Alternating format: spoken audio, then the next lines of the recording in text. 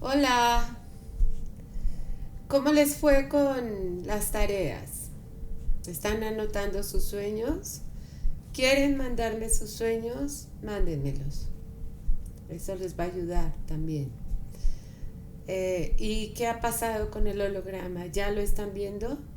Recuerden que es real. El holograma es real. Por lo tanto, sí se lee. Bien, vamos a comenzar con el capítulo 3.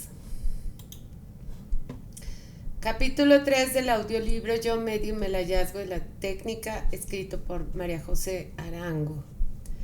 Definición del holograma. Después de la historia del libro inconcluso, la técnica de sueños ya era bastante clara, lo que me llevó a aplicarla a mis pacientes.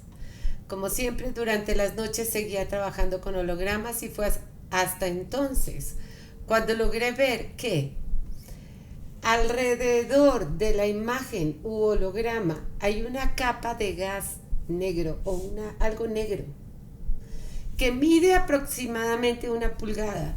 O sea, metes el dedo cuando estás viendo el holograma y colocas las manos acá,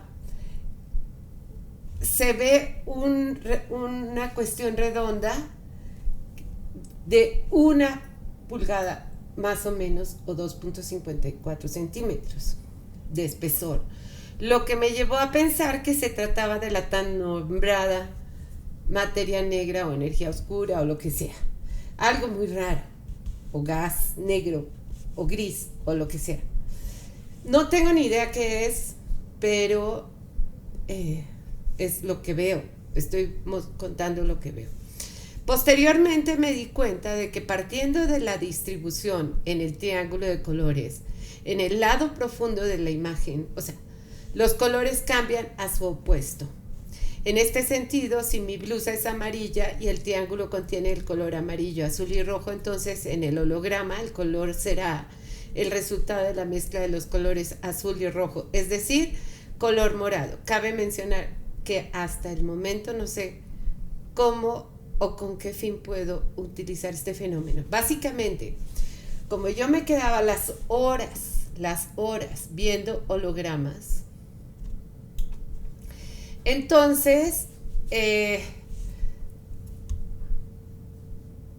como después de mucho rato, los colores, si yo usaba una camisa azul, el triángulo es un triángulo, este es amarillo, azul y rojo. Aquí está el azul, por ejemplo. Entonces se queda un color entre amarillo y rojo, que es naranja. O sea que mi blusa amarilla, azul, cambiaba a naranja. Esto es el opuesto. El opuesto, o sea, es como la altura del triángulo, o sea, es el opuesto. Y tal vez es como el yin y el yang, no sé, es como algo así. El yin y el yang es como lo que está por fuera y lo que está por dentro. Igual es el holograma, lo que tú ves por fuera y lo que tú ves por dentro. El holograma te muestra más cosas profundas. O sea, eso es lo que creo que es. Bien.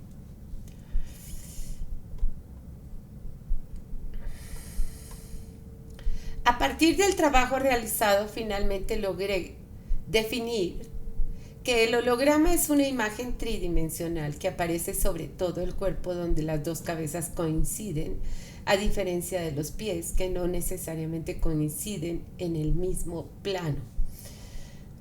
Acuérdense que yo estaba viendo personas, el hombre estaba, pues era, por ejemplo, mi paciente, y veía al hombre y sobre las rodillas veía los pies de la mujer. Yo pienso que era la madre.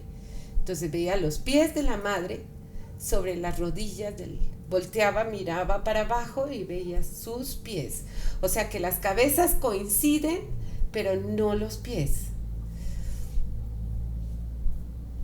Considero importante mencionar que cuando trabajo en consultorio me enfoco en el holograma facial, no en corporal por cuestiones de espacio, pero sé que el trabajo con el holograma corporal debería investigarse más.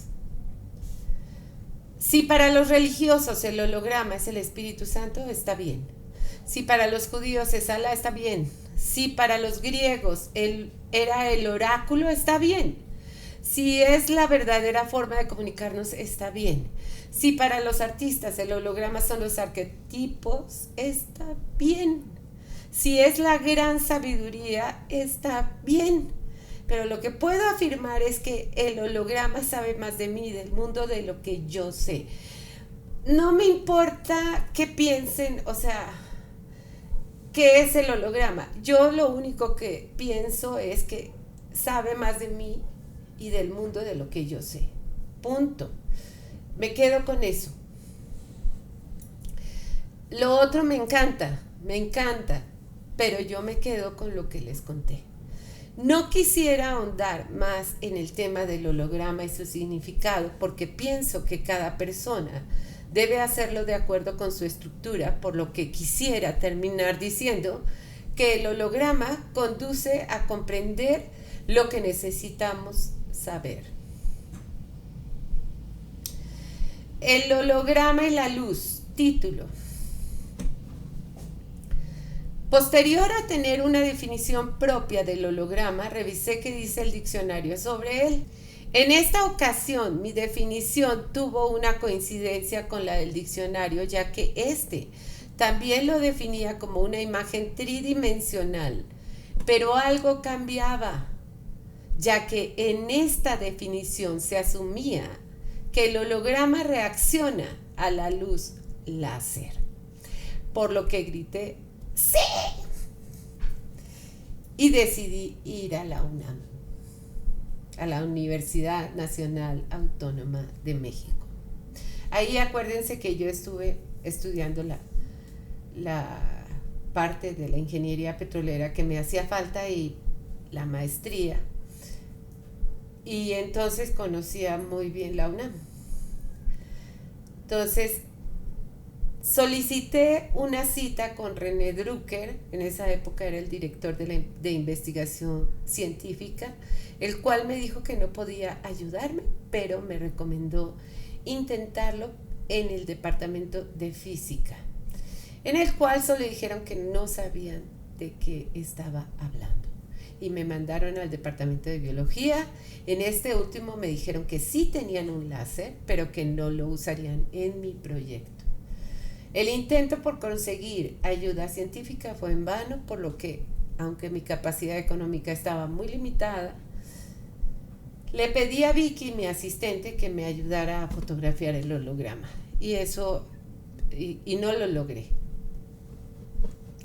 Para entonces ya daba terapias en mi departamento, con eso me sostenía económicamente. Por las mañanas aprovechaba la ausencia de mis hijos para atender pacientes, en las tardes cuidaba de mis hijos y les ayudaba con sus tareas escolares, mientras que por las noches, ya que estaba sola, trabajaba con los hologramas. Un tiempo me entretuve escribiendo un libro de sueños, al que llamé Piratería de Sueños, es decir, yo te presto mi sueño y tú lo trabajas de a gratis. De esta manera, el sueño te pertenece también. Con MC trabajé diván. Bueno, esto de en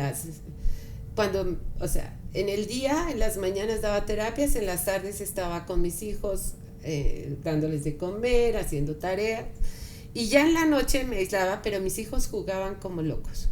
Entonces gritaban, por eso el ruido no me afecta. Yo sé que a las personas sí les afecta, pero a mí no. Yo me podía concentrar y tal vez hasta si los ruidos eran más fuertes, no me afectaba. Entonces, claro, si se estaban matando, pues paraba y me concentraba en ellos y los atendía. Pero por lo general aprendí a manejar los ruidos. Con MC trabajé diván porque ya no tenía dinero para seguir pagando mis terapias con Donato y comencé a tomar terapia con él cuando tenía 24 años y lo dejé cuando cumplí los 40, o sea, Con Donato fácil fueron 16 años. El trabajo con Donato, sumado a 5 años de análisis con otros terapeutas en Colombia, me convirtió en una persona con una estructura fuerte, por lo que seguí trabajando con MC. MC era una persona muy estable y comprometida. Nos veíamos casi diario. O sea, cambié la terapia de psicoanálisis con Donato por una terapia de diván con MC diario. O sea, estamos hablando de 5 días a la semana fácil. En esa época MC sufría de dolores de cabeza muy fuertes. Recuerdo que tenía que cerrar las cortinas y en ocasiones ir hasta al hospital para que, ahí le daban, no sé, medicamento intravenoso y todo esto. Estos dolores desaparecieron con la terapia. Hoy pienso que el holograma es tan loco que permitía que MC fuera perfecta, debido a que su madre tenía esquizofrenia, cuestión que ayudaba cuando yo, por alguna razón, me volvía loca. Ya saben que yo me volvía loca a cada rato, ya que ella me lograba contener a la perfección. Esta situación la hacía la compañera perfecta de terapia. En esa época yo no sabía de mi raciocinio, o sea, yo elegía MC sin saber que era la compañera perfecta para mi trabajo. Yo no sabía de mi raciocinio, todo lo hice de manera inconsciente, pero ahora entiendo por qué la elegí a ella en diván. Al inicio yo dirigía su diván, siempre dirigí su diván y el mío, ya que MCA no estaba lista para hacerlo. Poco a poco fui jugando más con nuestro trabajo, tomaba sus sueños y los trabajaba como si fueran míos, lo cual me llevaba a entenderlos mejor. Eso fue grande, porque se supone que uno no debe meterse en los sueños del otro. Nosotros no solamente nos metemos, nos requete metemos y nos sobre requete metemos. O sea, bien, fueron muchos años juntas, para ser exacta, 15 años y 5 días a la semana. Fue un trabajo de investigación y de análisis brutal. Conforme ella fue aprendiendo, comenzó a guiar un poco mi diván. Ella era muy silenciosa. Era una biblioteca, MC era una biblioteca andante, estudió filosofía y leyó todos los libros de psicoanálisis sabidos y por haber, cosa que yo no hice porque no quería afectar la técnica. Lo que tengo entendido es que lo más sano es primero desarrolla tu propia técnica. Bien. Conforme me fui adentrando en el holograma, nos fuimos separando, ya que sentía yo que el holograma cubría más mis expectativas, pero de no haber sido por el trabajo de diván, no hubiera dado el paso a entregarme de lleno al holograma. El holograma sabemos que era muy loco y te mueve toda la estructura normal. Hice un video ahorita de Trump versus Biden, porque van a subir alguno de los dos a la presidencia, y lo que sale es que apareció el holograma sobre Trump de Biden 2 días después del debate. Y entonces lo que se lee es que posiblemente, como se enganchó porque aparece el holograma de Biden, probablemente busque la manera de ganar como sea, por un lado. Y por el otro, salió que el hijo de Biden puede llegar a la presidencia, pero tiene un lado oscuro. Entonces, eso es lo que me parece interesante del holograma. O sea, uno cree que va a salir algo de que va a ganar Biden o va a ganar Trump o esto. No. El holograma dice lo que tiene que decir, punto. No más. Y eso es lo que me encanta. Y siempre ¿cómo se dice? Me emociona saber que siempre es algo que no me imaginé que fuera a salir. Es todo muy espontáneo. Bueno, tarea. Quiero que se vean en el espejo y cuando estén adentro, levanten las manos y colóquenlas sobre la cara para que vean el halo gris o negro que se ve y la cara súper blanca. Quiero que lo vean y que me cuenten si lo vieron. Nos vemos en el próximo capítulo. Bye.